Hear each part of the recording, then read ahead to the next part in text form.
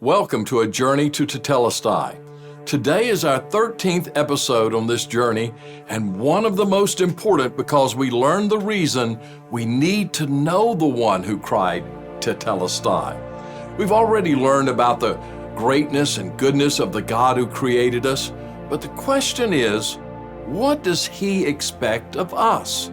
And how do we live the way He intended us to live? In this episode, we're going to see how God gave commandments to the children of Israel and how they were to live. And these commandments are very important for you and for me. So let's allow Arlen to tell us what those commandments are.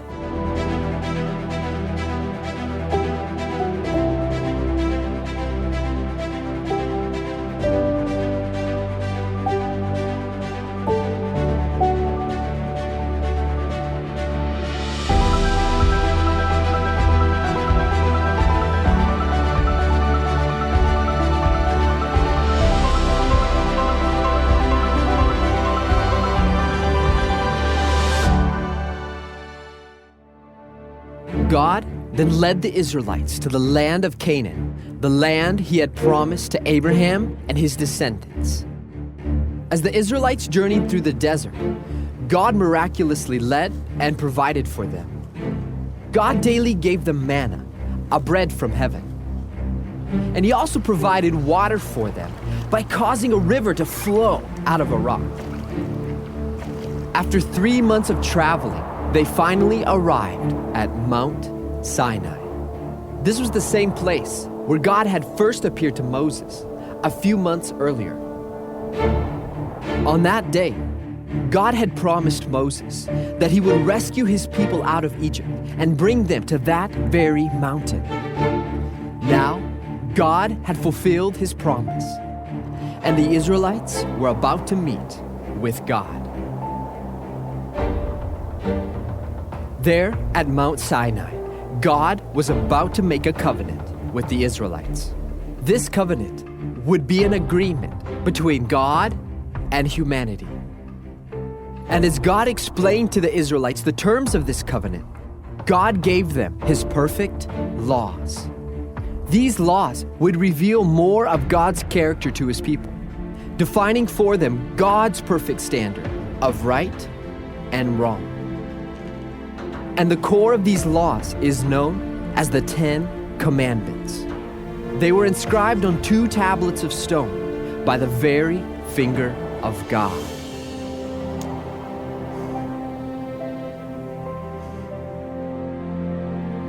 In Exodus 19:8, when the Israelites heard that God was about to make a covenant with them and that He required absolute obedience to His perfect laws, they confidently told Moses, "We will do everything the Lord has said."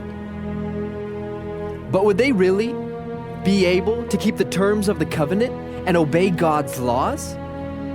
As we look at these commands, ask yourself the same question. How many of these laws do you obey? On the morning of the 3rd day, there was thunder and lightning, with a thick cloud over the mountain and a very loud trumpet blast. Everyone in the camp trembled.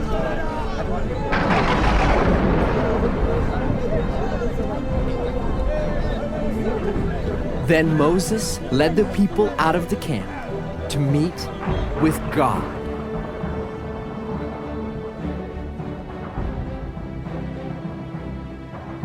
And God spoke all these words. "I am the Lord your God, who brought you out of Egypt, out of the land of slavery." Israel had just left a country that believed there were a multitude of gods and goddesses to be served and appeased. But God's first commandment to His people was, "You shall have no other gods before me." God commanded His people to worship, trust, and serve Him alone. In Isaiah 45:5, God explains that apart from me, there is no other God. But do you daily put your trust in God alone? What about when you're faced with a serious problem, such as a sickness or a financial crisis? Where do you go for help? Who or what do you seek after in order to gain guidance, protection, or prosperity?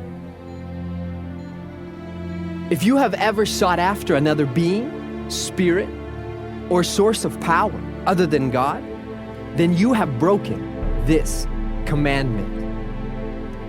But maybe you haven't sought after other beings, ancestors, spirits, or powers, but instead of trusting in God, you have lived your whole life completely trusting in yourself. According to Jeremiah 17:5, this is what the Lord says: "Cursed is the one who trusts in man, and whose heart turns away from the Lord." The second commandment God gave was against making and worshiping idols. God said, "You shall not make for yourself an idol in the form of anything in heaven above." God forbade his people from making an idol made to look like any heavenly being, angel, or even God himself. God also prohibited his people from making an idol in the form of anything or anyone on the earth beneath or in the waters below. God commanded them to not make an idol of anything on this earth. This includes all animals, vegetation, and people, either living or dead. And God went on to say, "You shall not bow down to them or worship them." Notice that God not only prohibited worshiping idols, but also bowing down to them or venerating them.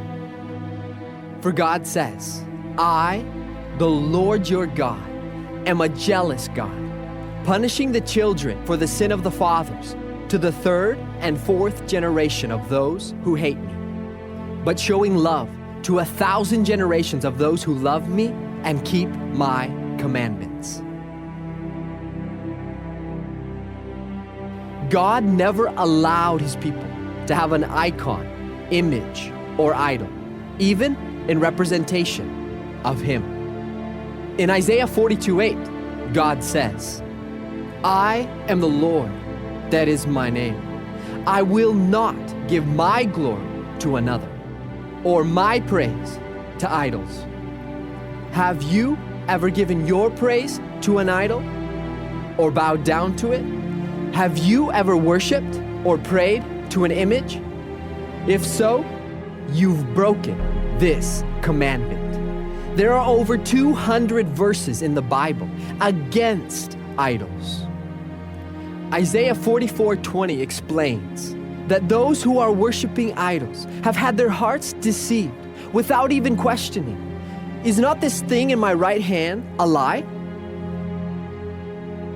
God pleads with his people and with you, don't be deluded. In Isaiah 46:7, God describes those who trust in idols by saying, "They lift it to their shoulders and carry it. They set it up in its place, and there it stands. From that spot, it cannot move. Though one cries out to it, it does not answer. It cannot save him from his troubles."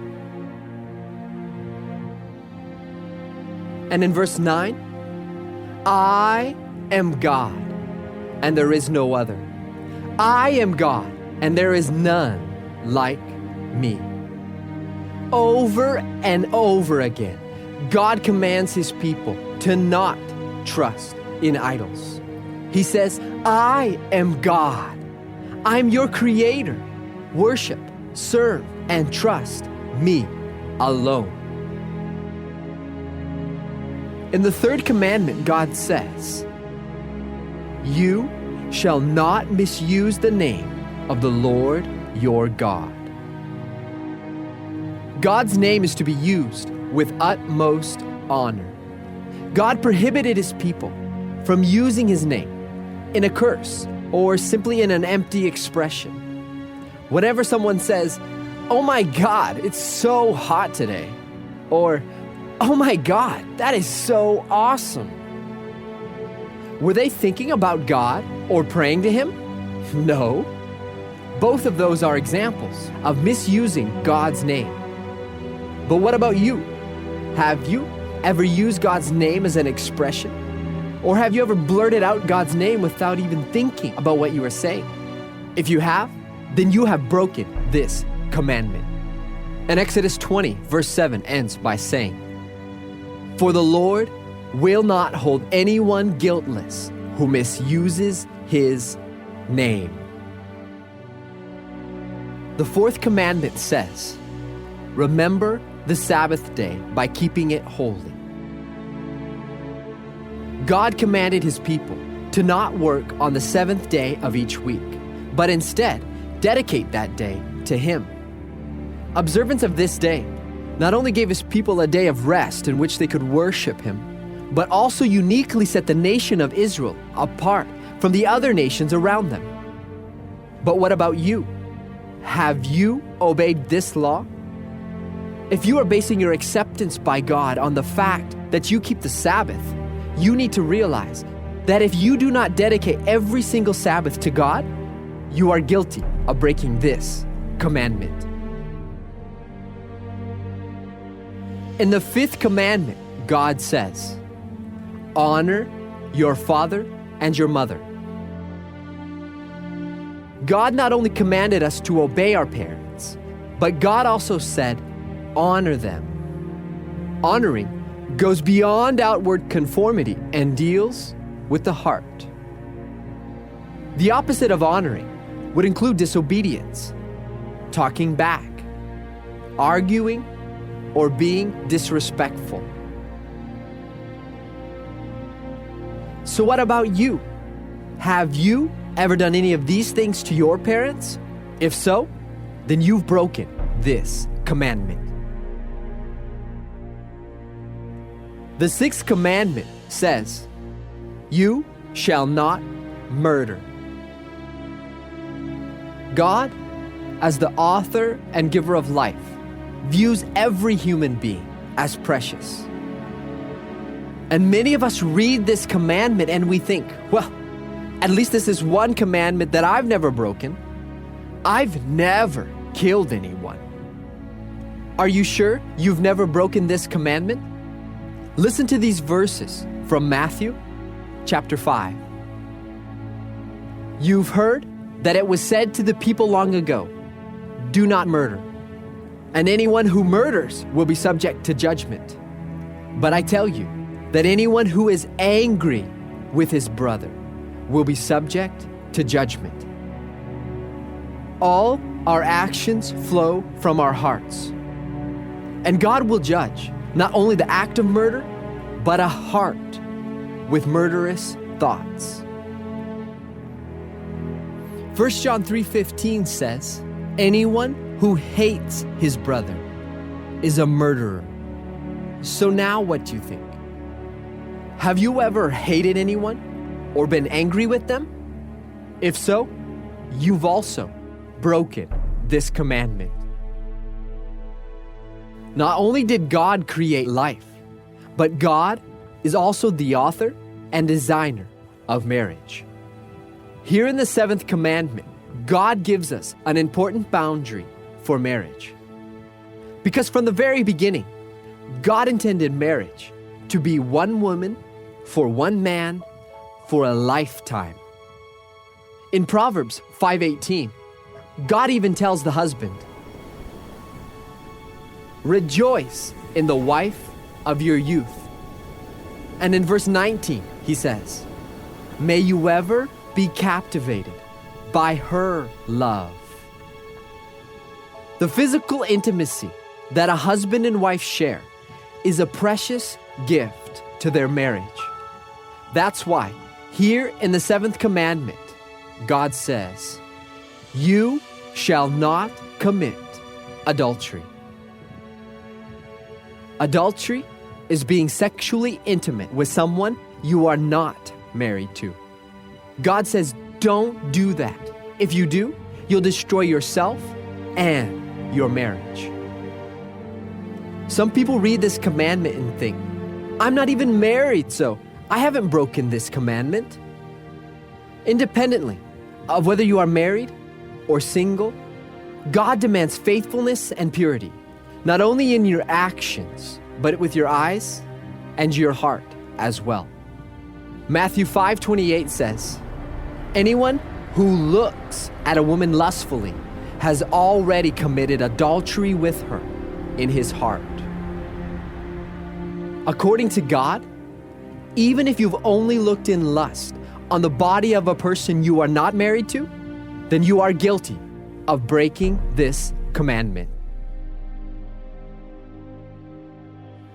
The 8th commandment is, you shall not steal. Stealing is taking anything that doesn't belong to you, but belongs to someone else. Have you broken this commandment? Have you ever cheated, taking answers that weren't rightfully yours? Have you ever taken music or movies or information that you didn't pay for? Have you ever cheated on your taxes or at your job, saying that you worked 8 hours when you only worked 7? If under any circumstance you have taken something that does not belong to you, then you have broken this commandment. The 9th commandment says, you shall not give false testimony against your neighbor. God only speaks the truth, and He requires that we also speak the truth in everything that we say. Yet, we have a tendency to think, oh, it's just a little white lie. It's okay. Nobody's going to get hurt. But Matthew 12:36 says that all people will have to give account on the day of judgment for every careless word they have spoken. So have you ever told a lie? If so, then you have broken this commandment. The last of the 10 commandments says, you shall not covet. Not only is coveting a sin, but it often leads a person to break other commands of God in order to get what they are coveting after. What about you? Have you ever become unsatisfied with what you already have and been consumed with a desire to have something that is not yours? If so, you've coveted and are guilty of breaking this commandment. 10 Commandments. God gave them to the children of Israel, letting them know how to live. Yet they are just as important for you and for me today as they were thousands of years ago for the children of Israel. The first 4 commandments talk about how to live in a right relationship with the God who created us. The last 6 tell us how to live with one another.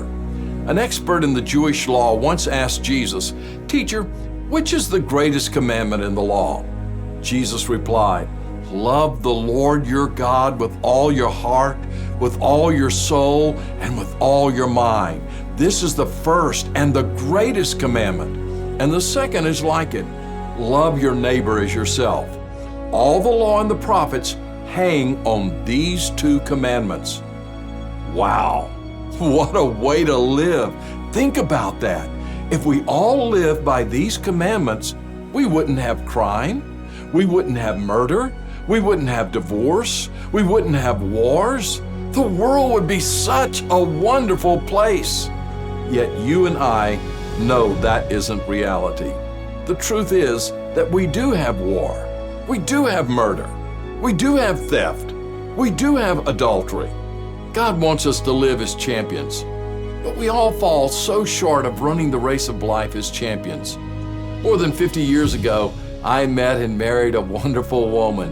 She loved me and I loved her deeply. After 10 years of marriage, we began having some problems. If you would have asked me, Sammy, do you have a good marriage? I would have responded, yes, I have a good marriage. And that was the truth compared to other marriages. But to be honest, it's not difficult to have a good marriage today when you compare it to others. And that's the problem with many of us. We think that we're champions because we compare ourselves with other people. We think, I'm a pretty good person compared to that person or those people. You can always find someone that you do a little better than them. But when you look to God, the one who is absolute holiness, total purity, you will fall on your knees and cry out, oh God, have mercy on me. I have failed you. And that's what happened to me after 10 years of marriage. When I came home one day from the office, my wife was reading the Bible and she was weeping. I asked her, sweetheart, what's wrong? With tears flowing down her face, she said, I was reading the Bible today about the holiness of God. Her lips quivered. I realized that I failed him. I failed you. Please forgive me. I was stunned. We spent that evening talking to one another and talking with God. I wept. I asked her forgiveness. I saw myself in the light of God's holiness. I saw our marriage in the light of the commandments of God and not in comparison to others. I was a broken man. God did such a deep work in my heart and my wife's heart. He sent a mighty revival to our marriage. He restored our love and refreshed our souls. That's one of the great purposes of the commandments that God gave the children of Israel. The reason that we don't live as champions in life is because we think we are champions. The law of God shows us that we can't live up to His standard. There's only one person who has ever lived the way God intended man to live. He's the one who cried, Tetelestai, from a cruel Roman cross. He lived as no one has ever lived. He loved as no one ever loved. He fulfilled all the commandments. The way to become a champion in life is to embrace the only one true champion. Fall down and worship the Holy One. Stand up and follow the Pure One. Embrace the only one who has kept the law, and you will experience life in its fullness.